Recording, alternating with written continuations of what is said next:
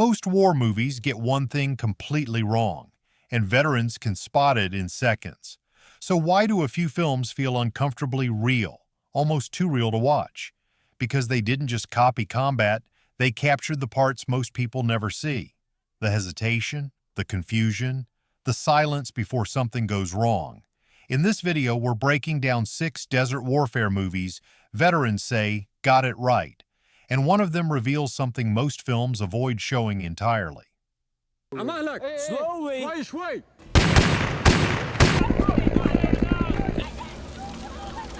Three!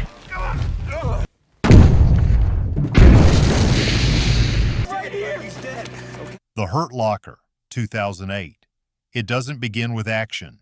It begins with waiting. And that's the first thing veterans recognize.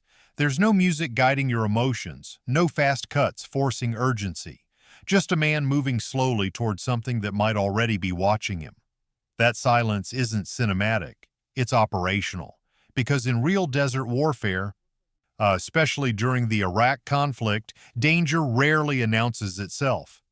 It waits, it blends in, and most of the time it's already there before you even realize it. Improvised explosive devices weren't just weapons, they were environments, hidden in roads, debris, vehicles, sometimes in plain sight. And what the film understands is that the threat isn't just the device, it's the uncertainty around it. Veterans often point to how bomb disposal is shown not as spectacle, but as a methodical process. Every step calculated, every movement deliberate, the possibility of secondary devices always present. Because the first threat is rarely the only one. That's where the tension builds. Not from chaos, but from control stretched to its breaking point. The longer the process takes, the heavier it becomes. Sure, and because time doesn't reduce danger, it extends exposure to it. But what makes this film disturbingly accurate isn't just the tactics, it's the mindset. The main character doesn't just endure danger, he begins to seek it. And that's something many veterans recognize even if they don't say it out loud. Because when you operate in an environment where every step could be your last, your perception changes. Risk becomes familiar, predictable, almost necessary, and then comes the shift. Back home, normal life feels slower, quieter, but also more overwhelming. Simple decisions feel heavier than life or death ones. That contrast isn't exaggerated. It reflects a real psychological divide. The inability to fully reconnect with a world that doesn't operate under constant threat. The film doesn't explain this directly. It lets it exist. And that's why it feels real.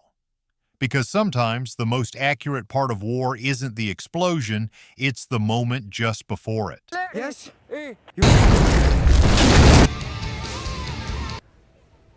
Go down there, man. We already have the bot halfway out. He knows this thing! Go, get the fuck! American Sniper, 2014. The shot isn't the hardest part. The decision is. And that's where this film separates itself from most modern war portrayals.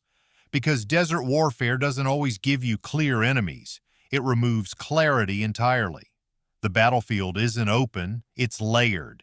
Civilian life and combat exist in the same space, overlapping in ways that force impossible choices.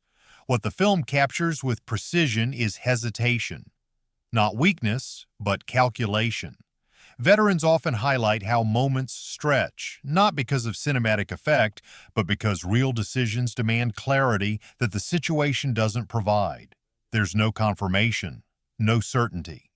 Just fragments of behavior that must be interpreted instantly. A person running, a movement on a rooftop, a glance that lingers too long. Each one becomes data. And that's what defines urban desert combat zones like Iraq. You're not just identifying threats, you're predicting intent, trying to act before something happens without fully knowing if it will. That pressure doesn't feel loud, it's internal, quiet, constant.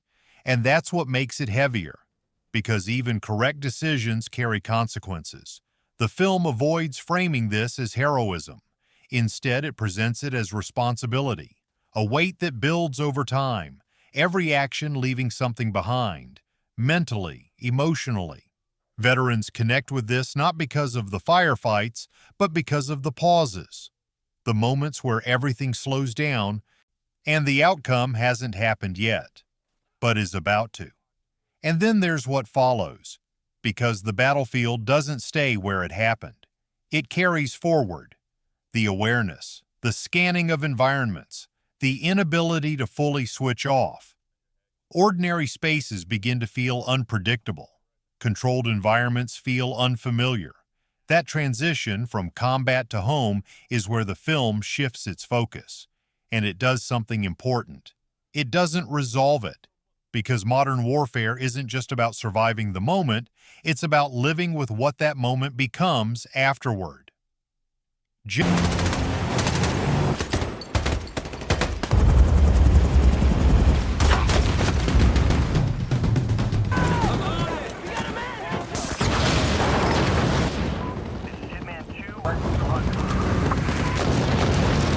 Generation Kill, 2008. It doesn't feel organized, because it wasn't, and that's what makes it different. Most war stories simplify structure. Orders are clear, objectives are defined. Progress feels linear. This removes that illusion completely. Based on first-hand accounts from embedded journalists during the Iraq invasion, it presents something rarely shown. A war that doesn't fully understand itself while it's happening, and that's where the realism comes from. Veterans often point to the communication breakdowns. Orders arrive incomplete. Instructions change mid-mission. Intelligence is outdated before it's even acted on. Units move forward without fully knowing what they're walking into, and yet they move anyway. Because waiting isn't always an option. That uncertainty becomes the environment. The series doesn't exaggerate this. It normalizes it. Long stretches pass where nothing happens. Conversations fill the space. Soldiers joke, question, speculate, not because they're relaxed, but because there's nothing else to hold on to. And then suddenly, movement, urgency. Action that feels immediate and unprepared at the same time. That pacing is intentional, because real operations often follow that pattern. Boredom interrupted by intensity. Stillness replaced by unpredictability. Even the dialogue reflects this. It's not structured, not polished. It feels like people trying to process a situation that keeps shifting faster than they can fully understand.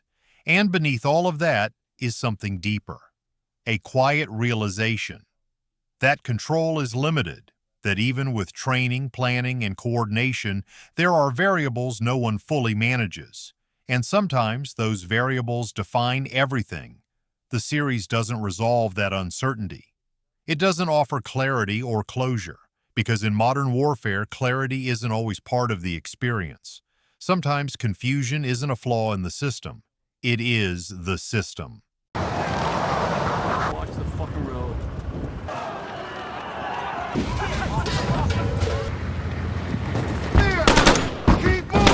Operation Desert Storm, and we're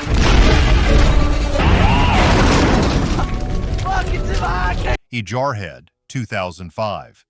It builds toward something that never comes, and that's exactly why it feels real. War films usually promise conflict, action, release. This one removes that expectation entirely. Set during the Gulf War, it follows Marines trained for combat who spend most of their deployment waiting. Not engaging, not fighting, just existing in a space where something is supposed to happen, but doesn't. Veterans often describe this as one of the most accurate aspects of deployment, because the reality isn't constant action, it's anticipation. Days stretch longer than expected. Time slows down. The environment becomes repetitive, predictable, and that predictability creates its own kind of pressure. Because the mind doesn't stay still.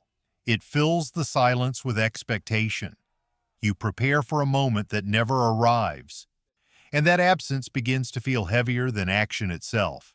The film captures this through small, controlled details, restlessness between soldiers, humor that feels forced rather than natural, conversations that loop, not because they're meaningful, but because there's nothing new to process. And then comes the moment that defines everything. A sniper team finally gets a target. Everything leads to this: training, preparation, focus. Permission is requested and denied. Not because they can't act, but because they're not allowed to. That moment lands harder than any firefight, because it reveals something uncomfortable. Control doesn't always belong to the people on the ground. Decisions are made elsewhere, and those decisions don't always align with expectation, readiness, or reality. The film doesn't compensate for the lack of action. It leans into it. Because sometimes the most accurate depiction of war isn't intensity, it's restraint and the psychological weight that comes with it. Did you get him? I said play it with your goddamn mouth.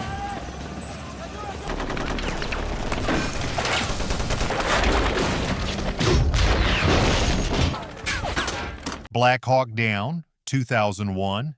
It doesn't escalate, it collapses. The mission starts controlled, structured, almost routine, and then something breaks, and everything follows with it. That shift happens fast, faster than most films allow, and that speed is exactly why veterans point to this as one of the most accurate depictions of modern combat failure. Because in real operations, plans don't slowly fall apart. They fracture instantly. One moment, units are moving with purpose. The next, a helicopter goes down and the entire structure begins to unravel in real time. From that point forward, nothing is stable. Units are redirected mid-mission. Communication begins to overlap, distort, and disappear. Orders are given but not always received the way they were intended, and within minutes what was supposed to be a contained operation turns into a scattered survival scenario with no clear perimeter and no consistent sense of direction. The film doesn't try to organize this chaos for the viewer. It doesn't pause to explain positions or simplify movement. It lets confusion exist, because that's exactly what the soldiers are experiencing. Multiple units operate without full awareness of each other, information is incomplete, but decisions still have to be made, and that's where the realism sits. Not in the scale of the battle, but in the loss of control within it. Every movement becomes reactive. Every decision is made under pressure, without full clarity. There's no time to step back and assess the situation. You act first and understand later, if there's time. Even the environment works against clarity. Dust clouds limit visibility. The sound of gunfire blends with radio chatter and movement. There's no clean line of sight, no stable ground to operate from. Everything feels obstructed. And that obstruction isn't just visual, it's tactical. Veterans often highlight how quickly isolation sets in, not because units are far apart, but because coordination breaks down. Once communication fractures, distance becomes irrelevant. You're effectively alone, even if others are nearby. What makes the film especially accurate is that it doesn't resolve this neatly. It doesn't rebuild order for the sake of narrative comfort. It holds the instability. Because in real operations, regaining control isn't guaranteed. Sometimes, the mission changes without announcement. Sometimes the objective disappears, and sometimes survival becomes the only objective left. That's the reality the film stays inside. Not victory, not strategy, just the moment when structure fails and everything becomes immediate.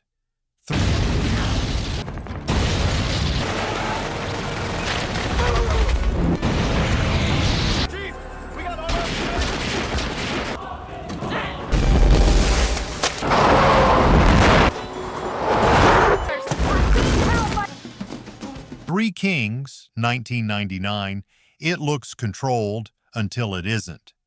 At first, the structure feels clear. There's a goal, a direction, a sense that everything is moving toward something defined, but that clarity doesn't last. It begins to fracture quietly, almost subtly, until the entire environment shifts into something less stable, less predictable, and far more complicated than it first appeared. And that transition is what veterans often recognize. Not the action, but the instability underneath it. Because this isn't a battlefield in the traditional sense. This is a post-conflict environment where the official war may be over, but the conditions it created are still active. Civilians remain. Authority is unclear.